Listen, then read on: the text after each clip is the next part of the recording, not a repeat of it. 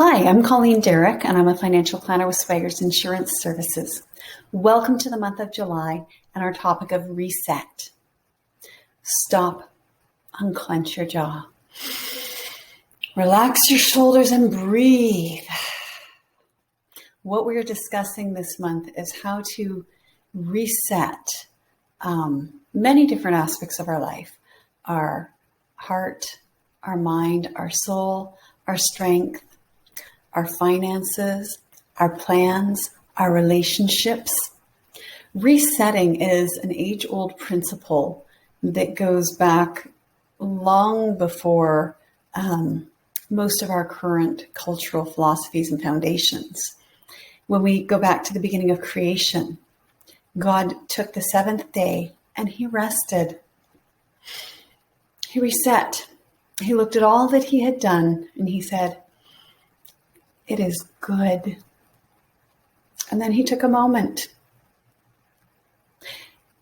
And then he moved forward from that new foundation. Pillars of thriving. We have these four: heart, soul, mind, and strength. They're interconnected, and really cannot be disseminated. They do work in harmony and in tandem. So last week we spoke about from a soft heart flows great strength. We discussed how our finances are the pathway to our heart, and they reveal our heart state. And so when we have a flourishing heart state, our finances will almost always reflect that. And when our heart state is not in a good space, one of the things that we see often, and an example of this is grief spending. When our heart is hurt because we're grieving, we've lost someone. We see this with windows time over and time. They renovate the house. They go on furniture shopping sprees. They buy a new car. They go on vacations. Is it that they were really that deprived all through their life? And in some cases, sure, possibly. But that's not what spurs the spending spree. The spending spree is out of a grieving and wounded heart. We see that when this is damaged, our interaction with money changes. And we talked about how to make new friends and new joys, how to re-anchor into the established, stable relationships that we have and use them as a source of strength. We also spoke about taking time to heal, to stop, to allow our body or our heart to allocate resources to mending that which was broken. This week, we're going to be anchoring into the soul. So from a grounded soul springs inspiration. This is the source of our calling and motivation. It determines what journey we take and how we navigate it. Where we focus our energy and how we interact with life reveals our soul. A soul which is adrift struggles to find meaning. It's evident in chaotic spending, overly aggressive investing, and lack of savings because there is no purpose. There's no foundational core goal driving or reining in these activities. Self is often the focus with little or no regard or thought for others or impact. If our soul is not grounded, we rarely have the perspective of future and an investment in it. But when a soul is rich and deep, we see motivation and commitment to dreams. We often see savings are balanced with embracing life. There's an awareness of risk. Because the soul is thriving and has dreams. It has something that is valuable to it, that is vested in.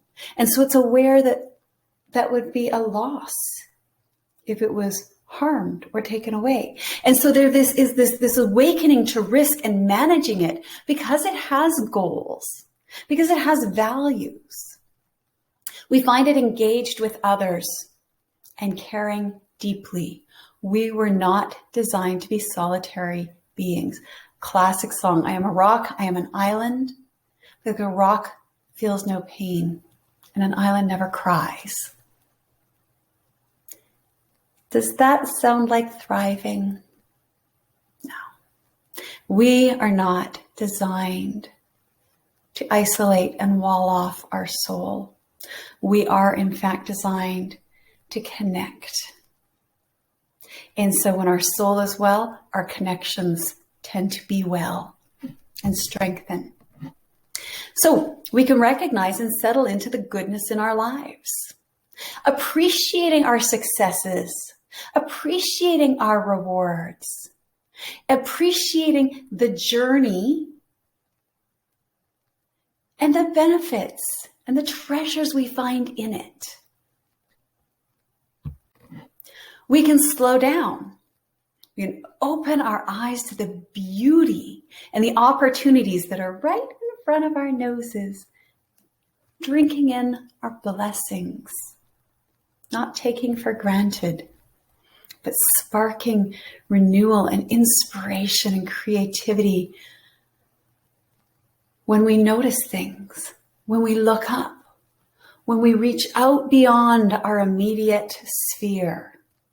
That is a live and vibrant and flourishing soul that, number one, initiates that action to look beyond and then is able to encapsulate the beauty and the vibrancy that we see and use it to spur on our own imaginative explorations.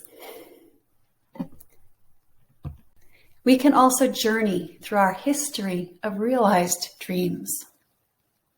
We can take the time from a place of safety to enrich our current place by journeying our past and savoring the myriad of delights and highlights.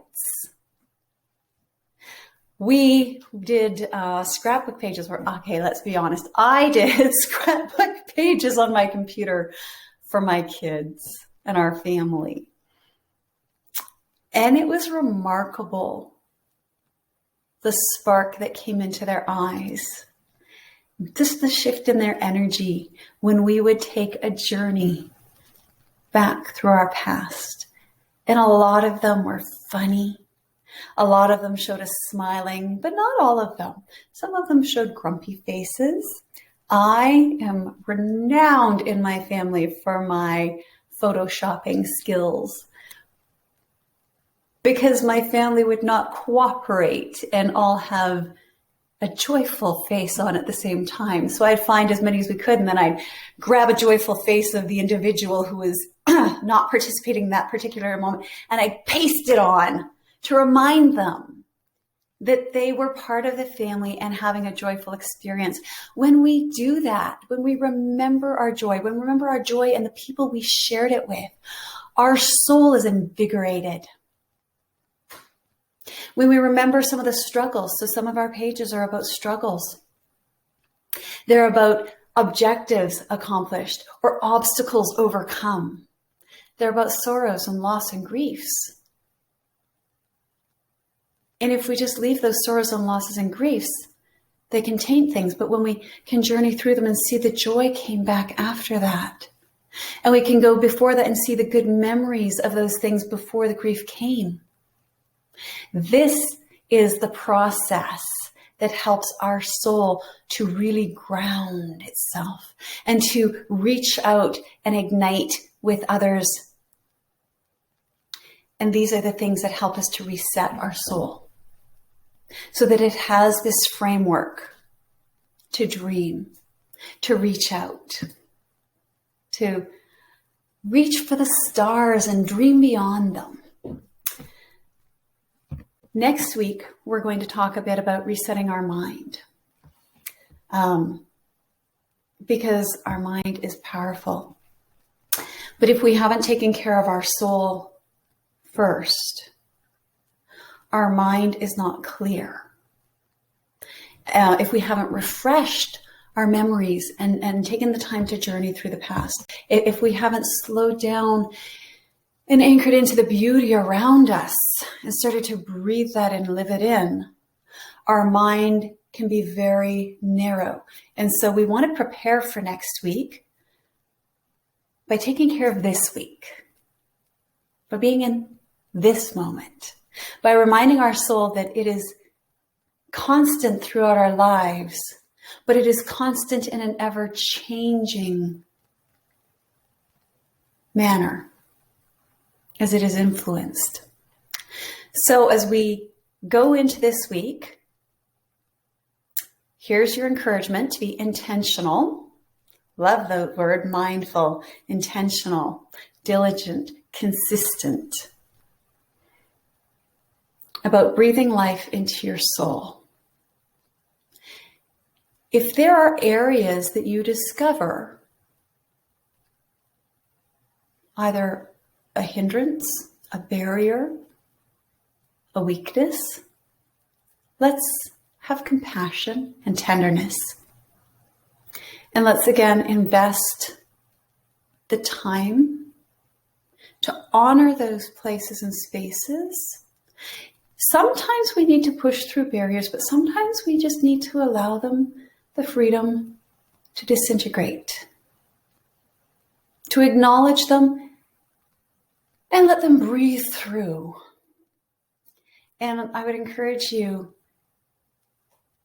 to really stretch yourselves and try that approach this week.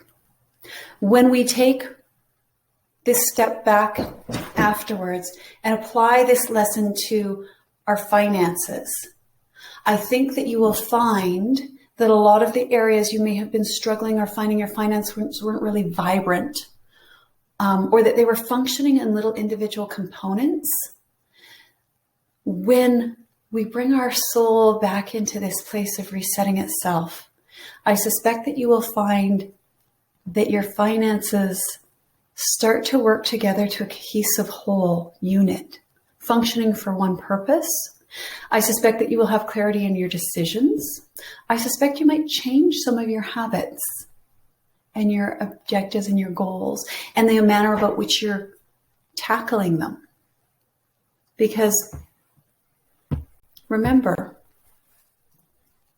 that a soul that is struggling in a drift often has chaotic spending, overly aggressive investing, and a lack of savings, with much lack of regard for others. Whereas a soul that is rich and deep,